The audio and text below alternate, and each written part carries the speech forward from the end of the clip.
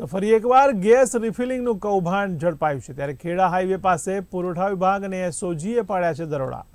ત્યારે એસઓજીએ 11 બોટલો તેમજ રિફિલ કરવાની સાધન સામગ્રી કબજે કરી છે। ત્યારે નવકાર ઓટો ગેરેજના પાછળના ભાગે કરવામાં આવતું રિફિલિંગ। ત્યારે કુલ 31,000ના મુદ્દામાલ સાથે એક શખ્સની અટકાયત કરવામાં આવી છે। ત્યારે આરોપી પાર્થ ચોપરાને ઝડપી લઈ કાયદેસરની કાર્યવાહી હાથ ધરાઈ છે। તો મહત્વના સમાચાર કહી શકાય ખેડાથી। ત્યારે ખેડામાં એસઓજી અને પુરવઠા વિભાગે દરોડા પાડ્યા છે। ત્યારે ગેસ રિફિલિંગનું કૌભાંડ ઝડપાઈ ગયું છે। ત્યારે ખેડા હાઈવે પાસે પુરવઠા વિભાગ અને એસઓજીએ દરોડા પાડ્યા હતા। ત્યારે આ દરોડા દરમિયાન 11 જેટલી બોટલો તેમજ રિફિલ કરવાની સાધન સામગ્રી જપ્ત કરાઈ છે। ત્યારે નવકાર ઓટો ગેરેજના પાછળના ભાગે રિફિલિંગ કરવામાં આવતું હતું।